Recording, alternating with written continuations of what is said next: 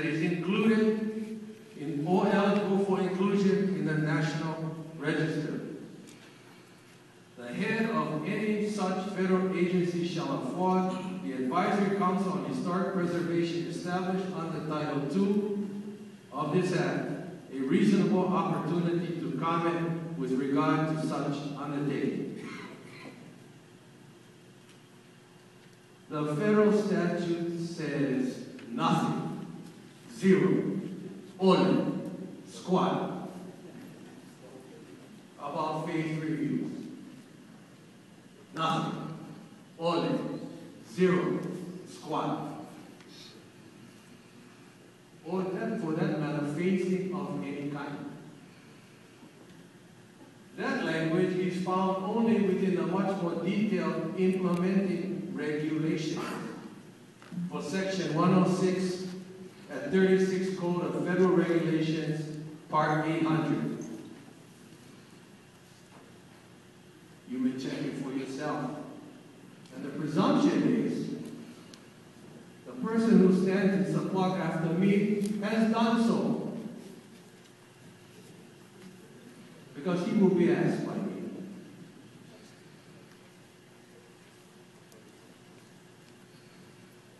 Unless Congress is planning to amend Section 106 of the NHPA, passage of this bill will not make state law consistent with federal law, because phasing does not exist in federal law. To say that DOT is confused is to be kind.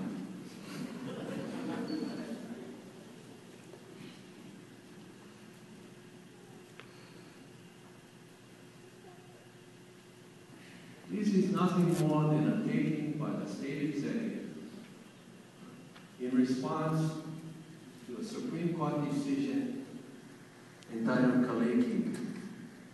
That's all it is. You can fluff it up any which way you want. If it quacks, it's undone. And this is undone. When the Supreme Court's ruling on Kalani was handed down in August 2012, the executive branch of this government could have and should have immediately begun to amend the existing administrative rules at Hawaii Administrative Rules 13-275 and 13-284. Had they done so expeditiously, it is highly likely that the necessary amendments would be in place by now,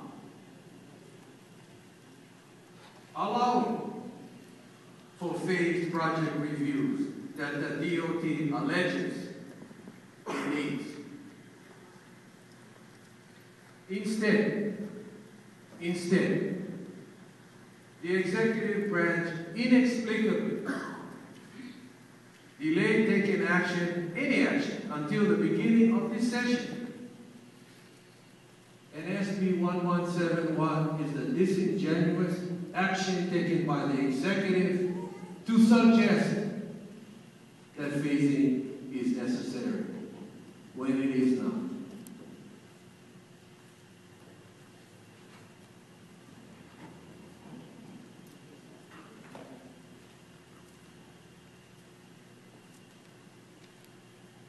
The fact of the matter is, no matter what anybody says after I'm done,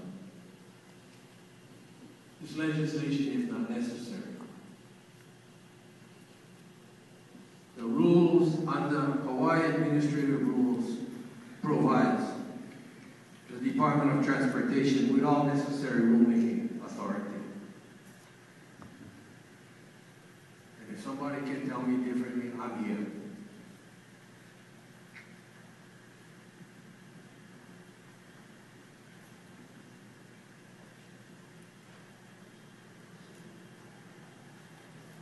You know, when I started this on this bill, I thought we'd have a discussion about the Iwi Kupuna.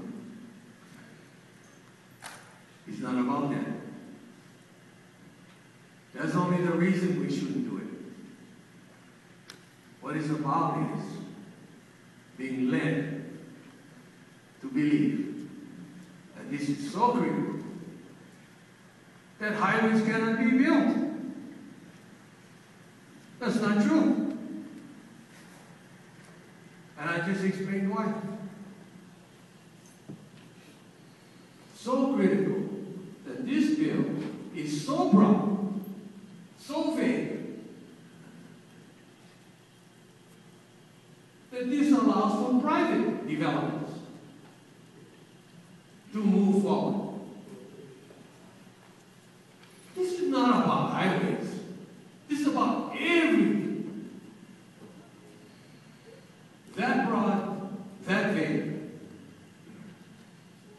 and so boho when this can be done. So boho when the water bucket is delivered to us.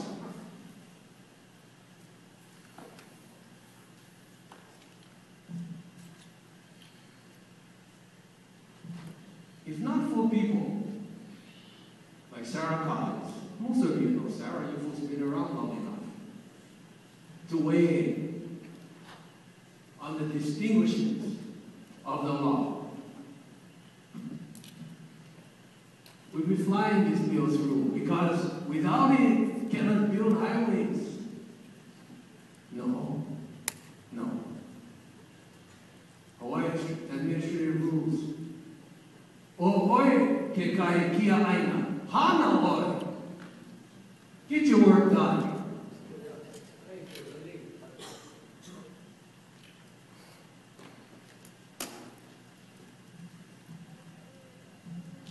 I thought I'd use this bill as an attack on our culture, an attack on the host culture. It's not necessary. It's not necessary. We could be in Yapana. And if the rules existed there as they do here, we wouldn't have to talk about the Iwi, because it's not necessary.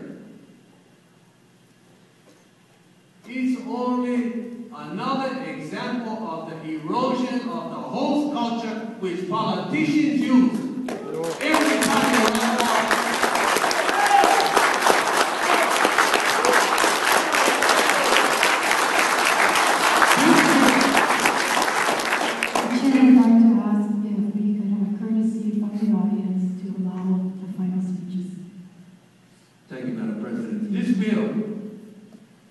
Is as inappropriate as it is for us to use words like aloha, to use a word like porno. I warn you, this is not porno, and this is not aloha. This is not necessary. And so the next person who stands up in support, I would ask you, as you go about supporting the bill, to respond to the federal law. Respond to the federal law. Because when you do so, the Society of Hawaiian Archaeology is going to learn something. I have a hunch that I'm going to use my second time to stand up shortly. Thank you, Madam President.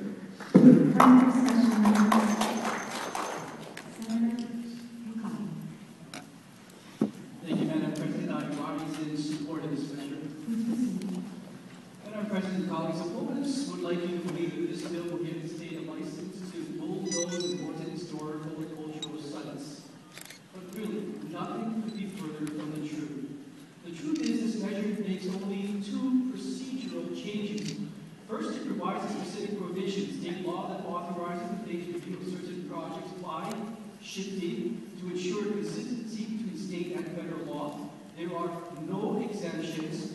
This bill does not circumvent Chapter 6E historic preservation law, all required archaeological inventory studies will be completed, and the necessary mitigation must be done before construction begins. And secondly, it simply removes the redundancy in agency appeals by deleting language, providing the governor with the option to request a second study by the Hawaii Advisory Council on Historic Preservation. And the previous speaker asked me to cite the law, the federal law, that makes these words and makes it incongruous. And again, cite the National Historic Preservation Act, Section 106. And the part that I feel is pertinent here, it states, quote, phase identification and evaluation for alternatives under consideration consistent corridors or large land areas, or where access to properties is restricted, the agency officially may use a phased process to conduct identification and evaluation efforts. So we're both reading the same statutes, but obviously having very different interpretations. And I argue that this clearly, the federal law allows for phasing, and we're simply making the laws locally in congruence with that. And in the Clayton Hee versus Yoshioka ruling on page 65, footnote 33, the court suggested it should be amended rules so the state laws would be consistent with the federal law in the National Historic Preservation Act. And that is exactly what the justice recommended and exactly what we're about to do this morning. For decades, it has been a common practice to build projects in phases. This bill simply puts that practice in statute. If the state had a sketchy track record of desecrating historical sites, there may be reason for us to pause. But the opposite is true. See, it's an excellent steward of the land and has a record of preserving important cultural sites. Here's an example of projects that have been phased in around the state. On Oahu, Kahikili Highway, Kalani English Highway, Farrington Highway, on the Big Island, Hawaii Belt Road, Volcano Road, Kuakini Highway, on Maui, Haleakala Highway, Punapi'ilani Highway, Hara Highway, on Molokai, Kamehameha Highway, Mauna Loa Highway, Kalani Highway, on Lanai, Kaumala Hapua, Kaumala Highway, on Hawaii, Kamualiki Highway, and Kuhio Highway. It would be ideal if the feds would bankroll our entire projects once they are approved, but the reality is that funding on federal projects roll in over several years. Sometimes we don't all own all the land we need to develop in the beginning, so we need to develop in managed bites or phases. If this bill is not passed, there will be delays in construction of new facilities or master planned projects. Just this morning, the Attorney General indicated there is a likelihood that projects already in the pipeline could wind up back in court. On your desk, you have a list of potential projects that could stop in its tracks very soon, if there is further litigation. And all of these roads are highways that are coming to a neighborhood near each and every one of you. And it's not just transportation projects, as the previous speaker had mentioned. It includes renewable energy, agricultural projects, and school expansion. The Department of Hawaiian Homelands has had master plan communities phased in. DVED's efforts to expand broadband, geothermal, seawater air conditioning would all be hammered. Even the Office of Hawaiian Affairs would likely have to phase in their master plan for their 25 acres in Kaka'ako that was given to them last year. They don't have the money to do an entire plan all at once. Some opponents argue that doing archaeological inventory survey at the start of the entire project could alleviate problems down the road, but the project has to be redirected in the subsequent phase. If we're going to contemplate hypothetical situations, I could also argue that the comprehensive EIS at the start could cause more problems and cost more money. All projects don't turn out as initially planned. The road could be realigned, and funding of a project could force developers to scale back their project. If you dig in an area that ultimately never gets developed, you just disturbed the remains that didn't need to be touched and put money into a study that was not useful. That is a waste of time and resources. A comprehensive EIS at the beginning of a development doesn't guarantee there will be no problems later. An EIS is like hunting in the dark. You may hit your target, but oftentimes you come away empty-handed. This bill is not about being disrespectful. There are no exemptions. If a survey identifies any burial sites, the project comes to an immediate halt. This bill is about allowing progress to occur as it has for decades, and at the same time being very respectful of sacred sites around the island. I encourage my colleagues to vote yes. Thank you, Madam President. Further discussion, members. Senator Thielen. Thank you, Madam President. I'd like to raise 2 points. One, I rise in opposition to this bill. And I'd like to raise 2 points. First, to address the comments that were just made by the senator to my left, and the second, to add to the comments of the senator from Kapu. I heard the previous speaker mention that federal law does authorize phasing where the proposed project consists of corridors or large land areas where access to the properties is restricted. But this bill in front of us today adds a third category where it would allow a phased archaeological inventory survey where circumstances dictate that construction be done in stages. That's an extremely broad exemption to the existing practice. What does that mean?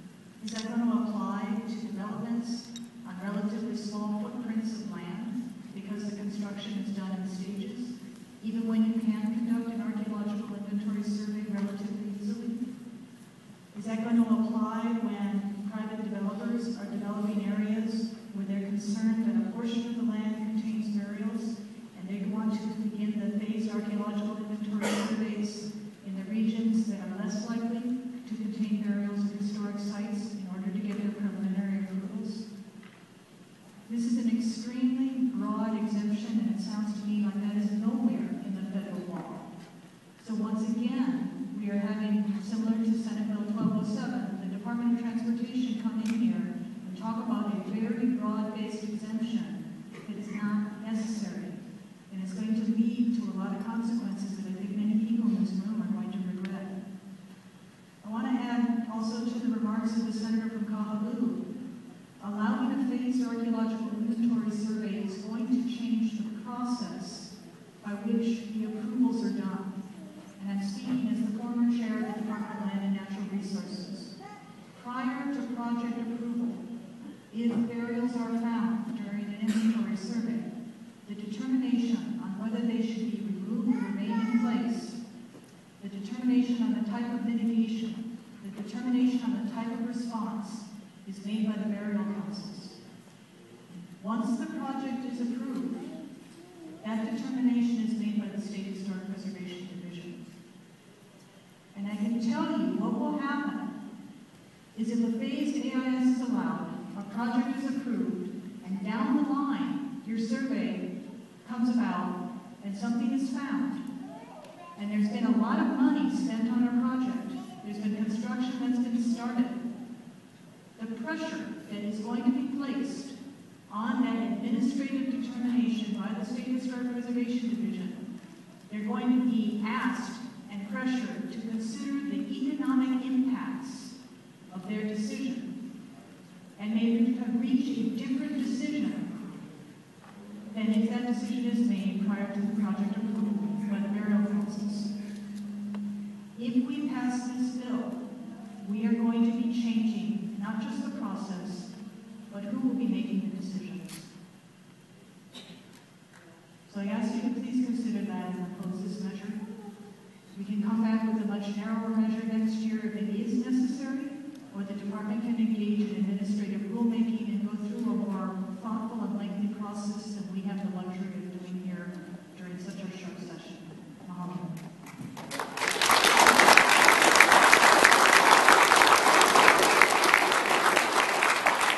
Further discussion, Senator Hee.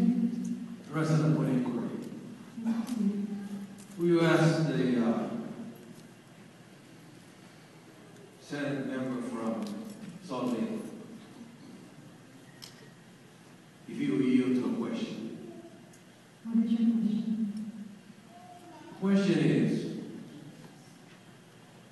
did the Hawaii Supreme Court suggest in the Kalani decision that the legislature changed the law or that Shifty amend its rules And if the answer is the Supreme Court did not suggest the legislature change the law, but suggested that Shifty amend its rules, will you ask him if we are members of Shifty?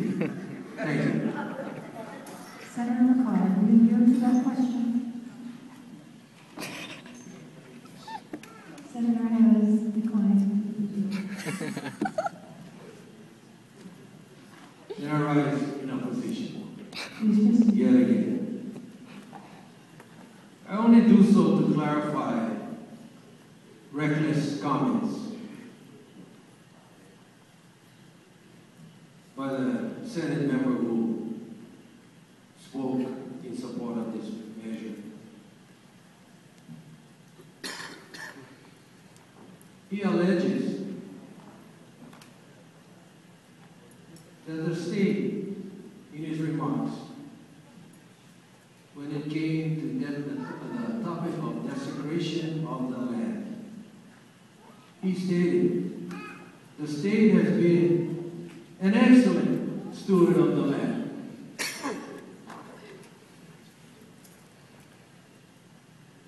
Really?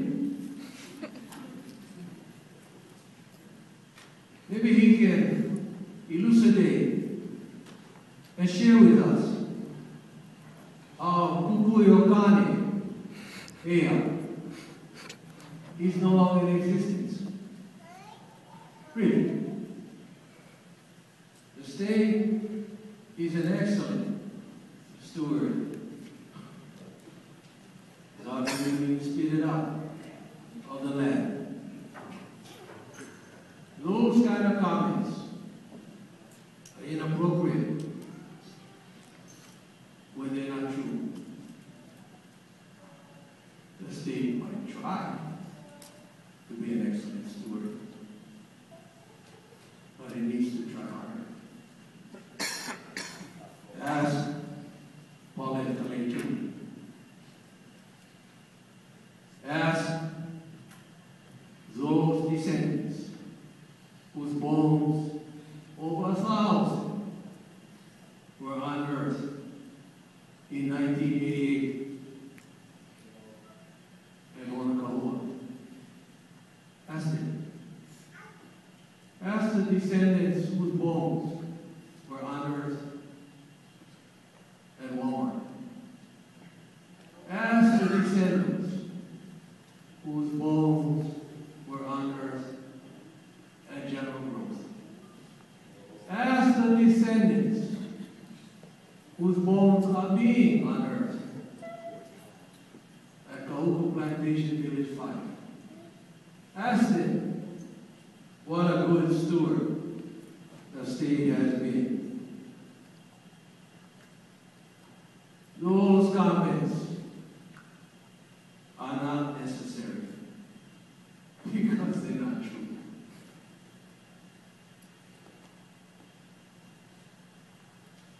What is true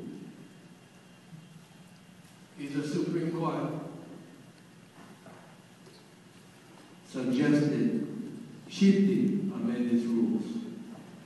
We should follow the advice of the Supreme Court and ask shifting to amend its rules. I pointed them out to you. That's where the discussion should be held. The speaker in support rattled off a list of highways that have already been built. So many so I could only recall Kahikili, because I live at the end of Kahikili, and Hana, because I'm fond of Hana. But in between that was a whole list. It begs the question,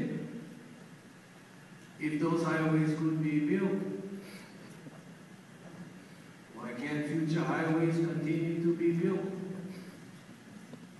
And if the state requires assistance through administrative rules, why not do what the Supreme Court says? Amend the rules. was important.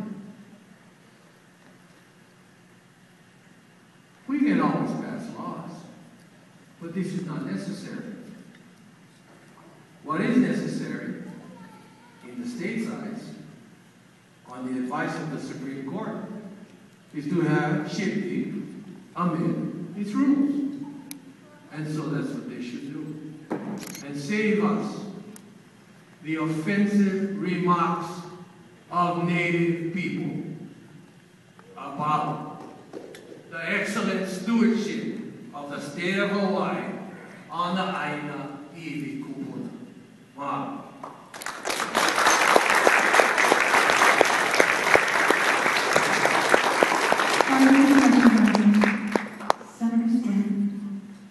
Thank you, Madam President, colleagues. I rise in opposition to the bill.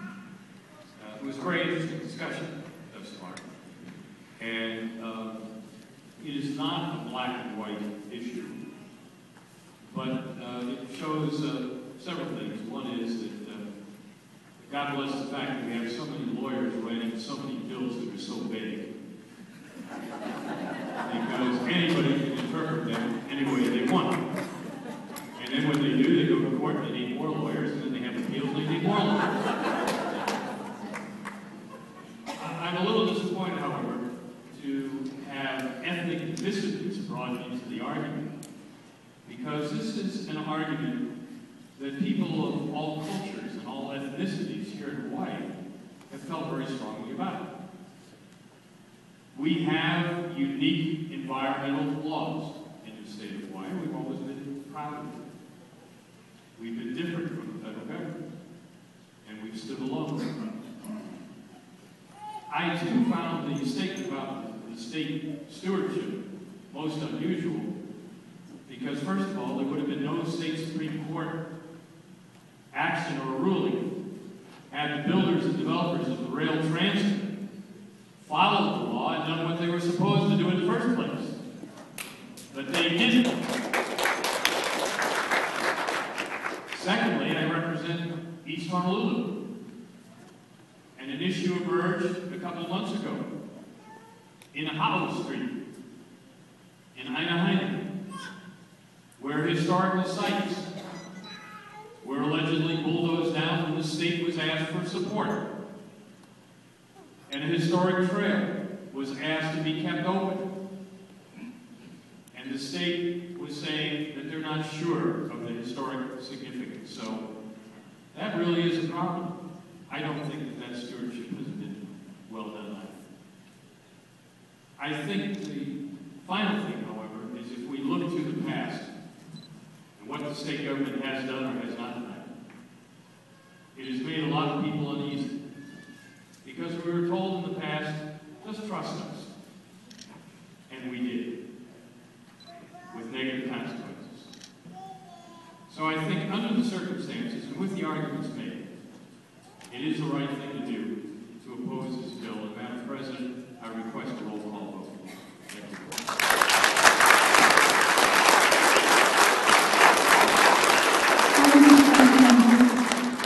If the request has been made for a roll call vote, Madam Clerk.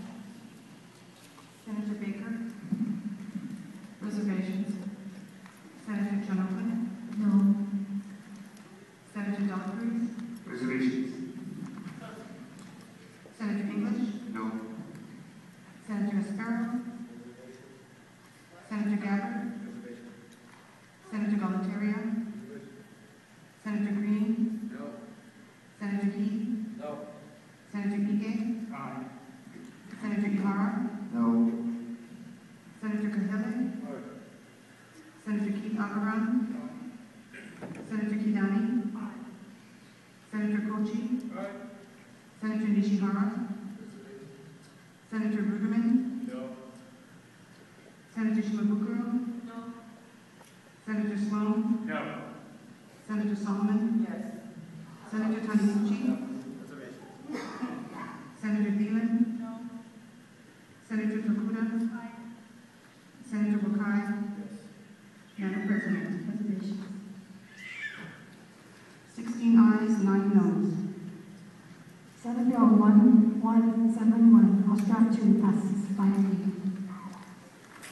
Conference Committee Report number 18, final reading of House Bill 1203, Conference Draft 1, relating to the National Guard. Is there any discussion of this? Senator Slom. Thank you, Madam President. I rise now. Thank you. As we discussed this before, I think it's unfortunate that we're pitting two groups of military against one another. Service tax used for retirees. We thank It just passed 1171. It goes up to the governor's office right now. But to